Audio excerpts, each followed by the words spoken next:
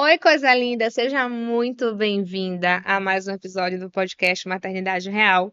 Eu me chamo Luana Machado, eu sou psicóloga clínica, eu moro aqui em Salvador, eu sou mãe de Benjamin, uma figurinha que hoje tem 2 anos e 9 meses. E esse podcast, ele nasceu do meu coração, para alcançar o coração de tantas outras mães ou mulheres que gostam do tema da maternidade. Eu já quero começar hoje te pedindo, se você puder, faz um print aqui desse episódio, compartilha lá no seu stories, coloca estou ouvindo o podcast da @psicóloga.luanamachado. O meu Instagram vai aparecer aqui para você. Se puder também, compartilha com o máximo de mulheres, com o máximo de mães que você puder. Assim você me ajuda na divulgação do meu trabalho. E hoje eu queria falar um pouco sobre essa comparação injusta que muitas vezes fazemos com as mulheres de hoje e as mulheres do passado. Eu muitas vezes me pergunto como a minha avó teve 16 filhos. Eu muitas vezes falo assim, meu Deus, se minha avó estivesse viva hoje, eu ia ter uma conversa íntima com ela. Porque eu com fico em tempo de arrancar os cabelos às vezes. Como é que ela deu conta de 16? E eu já escutei frases do tipo, não se fazem mais mulheres como antigamente. As mulheres hoje são geração Nutella.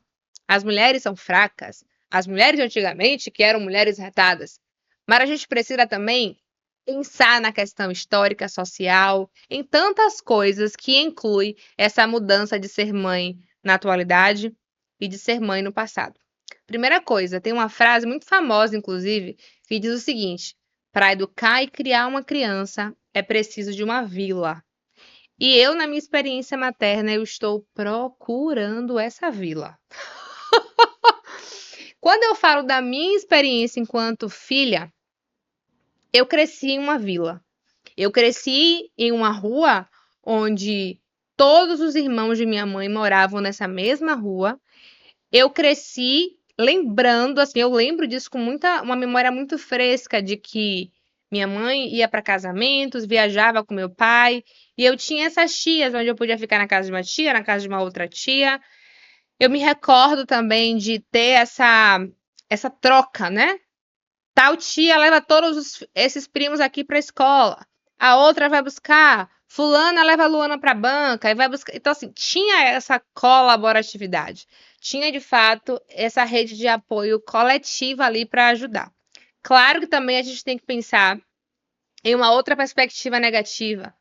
Antigamente, o índice de abuso sexual de forma silenciosa era muito grande, porque de fato os assédios, os abusos muitas vezes acontece com pessoas que estão próximas ali daquela criança. Então, a gente tem que ponderar que antigamente e hoje tem os seus pontos negativos e os seus pontos positivos. Mas esse episódio de hoje é para te convidar a empoderar a mulher e a mãe que você é hoje. Estamos vivendo nessa realidade. Eu não posso ficar me comparando no sentido de me depreciar com as mães que existiram antes de mim, com a minha mãe, com a minha avó. Uma outra coisa também que a gente precisa pensar, a minha avó, ela era mãe, dona de casa, ela não trabalhava, e eu me recordo que ela teve 16 filhos, mas ela tinha 4 pessoas para ajudar na casa. Na época da minha avó, era muito comum essa questão de trazer adolescentes, jovens do interior para ter alguma vida, né? Alguma possibilidade de vida melhor na cidade grande. Então eu lembro que na época de minha avó, tinham 4 pessoas que vieram do interior, um com 17, um com 15 anos, que moravam na casa, que comiam, que viviam ali, que tinham a possibilidade de ir para a escola e estudar, mas que ajudavam na casa. Então ajudavam com as crianças, ajudavam com as tarefas domésticas, ajudavam com a alimentação. Eu lembro, né, de um desses rapazes que a minha avó criou, de me buscar na casa dos meus pais para passar final de semana na casa da minha mãe. Eu lembro de que estava lá tomando café da manhã e faltava alguma coisa, e uma dessas pessoas que foi criada na casa da minha avó ia no mercado comprar. Então a gente precisa lembrar de que era muito diferente, muita coisa. Hoje, por exemplo, eu não moro mais nessa vila que eu cresci. Eu moro em um apartamento longe da minha família. É uma realidade completamente diferente. A minha rede de apoio hoje, familiar, ela é minha mãe. Meu noivo me ajuda em muitos momentos, mas se eu quero é uma rede de apoio paga, eu tenho que pagar babá, eu tenho que pagar folguista, eu tenho que pagar escola. Então o cenário mudou. E eu não tô falando apenas da minha realidade, eu sei que essa é a realidade de muitas outras mulheres que moram em apartamentos, cidade grande, longe da família. Quantas mulheres hoje se mudaram de país, são mães imigrantes sozinhas, sem nenhuma rede de apoio. Então a gente precisa entender que a sua história, a sua realidade, ela é muito peculiar e é completamente diferente da sua avó, da sua tataravó, da sua bisa, da sua mãe. E é importante você valorizar os seus pontos positivos e os seus pontos negativos, você olhar o que é que você pode aprender e melhorar com isso. Por exemplo, a minha mãe, ela trabalhou logo no início, assim, quando eu acho que eu tinha até 5, 6 anos. Eu tive muitas histórias ruins com babás quando eu era pequena, né? Teve uma babá, inclusive, que me agredia, fazia muitas maldades comigo.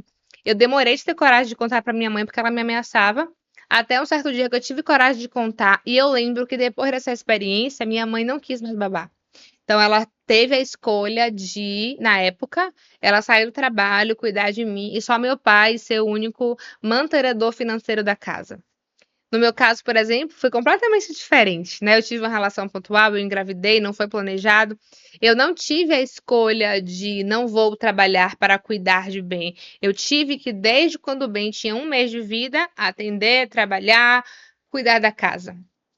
Mas é importante a gente entender que, independente da sua realidade, da sua história, não se compare nem com as outras mães da vida atual, nem com as mulheres que vieram antes de você, porque cada pessoa tem a sua própria jornada. Cada pessoa tem a sua própria realidade. Quando a gente fala muito também, eu escuto muitas comparações, né? De que antigamente as mulheres tinham mais filhos, que tudo era diferente. Já escutei críticas no sentido de assim, vai parar só em bem, tem que ter outro, não sei o que, não sei o que. A gente precisa pensar em tantas outras coisas. A questão da violência. Eu fui uma criança que brincava na rua, de bicicleta, de patins, de esconde-esconde. Eu venho de uma geração da minha época que todos os meus primos da vila ficavam na rua, as mães ficavam em casa e quando dava horário a gente ia para casa, tudo sujo, etc. Hoje eu não tenho coragem, por exemplo, de deixar Benjamin na rua sozinho brincando com outras crianças. E olha que eu moro em condomínio. Eu estou ali de olho. É uma outra realidade.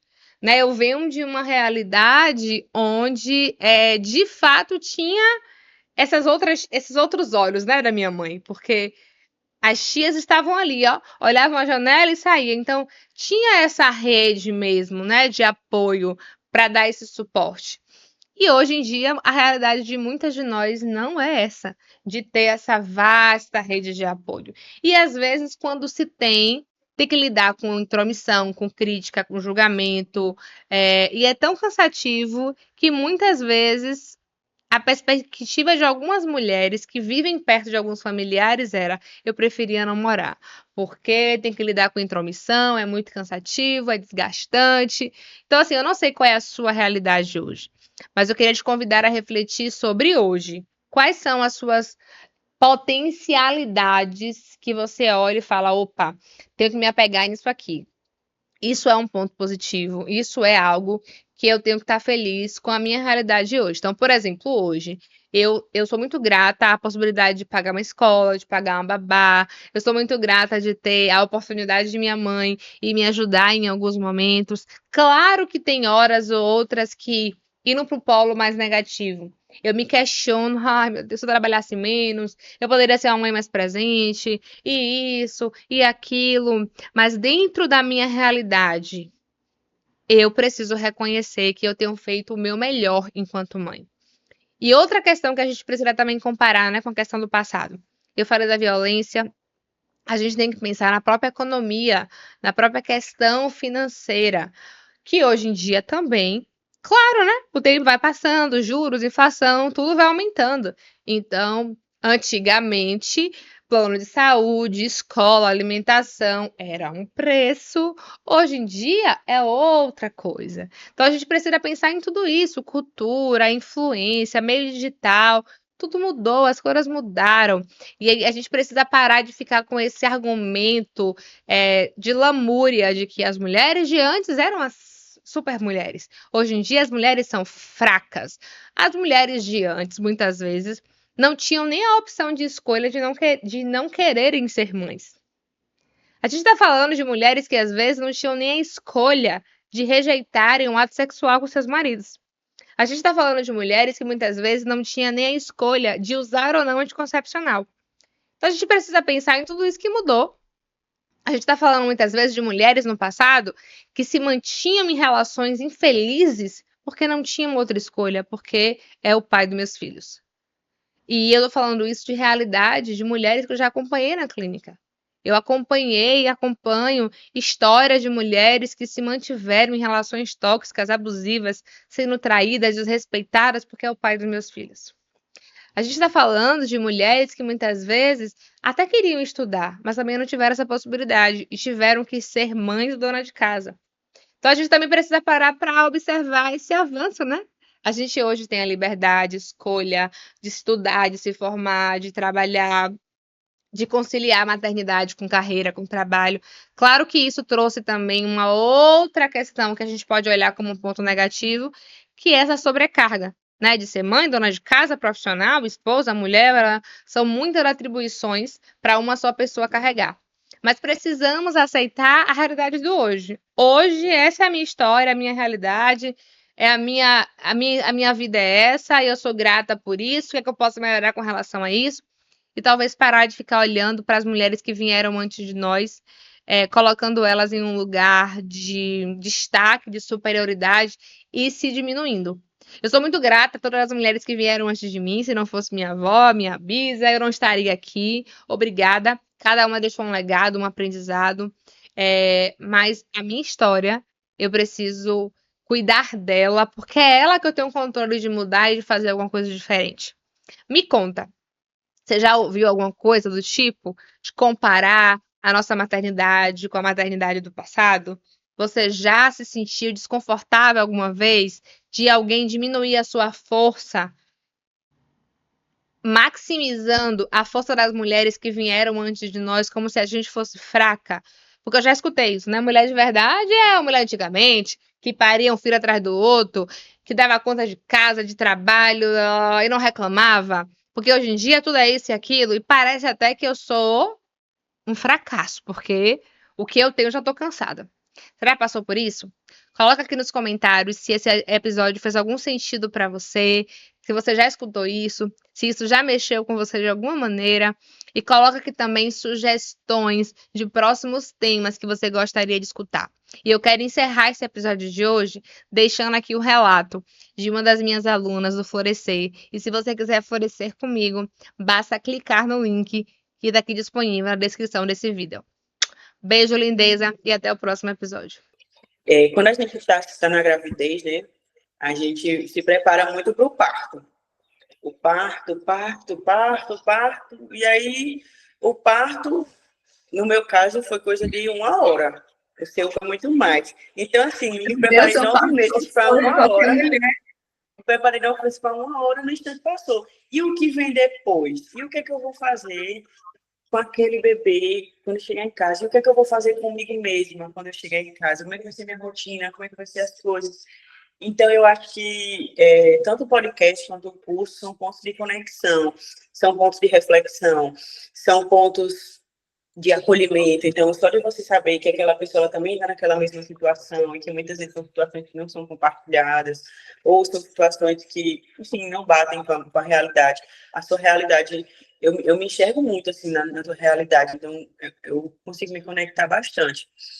E aí eu acho que quem busca o curso, quem busca ouvir esse tipo de conteúdo, quer esse acolhimento, sabe? Assim, eu te ouvi muitas vezes fazendo milhares de coisas, e aí você vai se confortando mesmo com as histórias que você vai contando.